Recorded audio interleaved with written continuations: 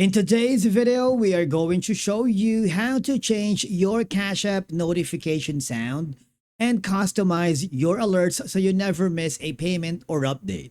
Let's begin. Now, the first thing that you need to do is open your Cash App on your mobile phone or any device and make sure you're logged in into your account. And then I want you to tap your profile icon in the top right corner or scroll down and then look for notifications or notification settings. Here, you will see different alert options like payments received, deposits, and any app updates. Now, you can turn on the notifications on or off for each category. Okay, to change the sound, if you have that option, you need to actually go to your phone system settings because Cash App itself uses your device notification sound settings.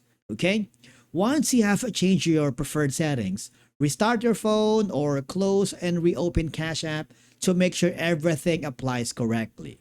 The thing is, if it still doesn't work, you need to contact the Cash App support directly through the app and tell them your situation.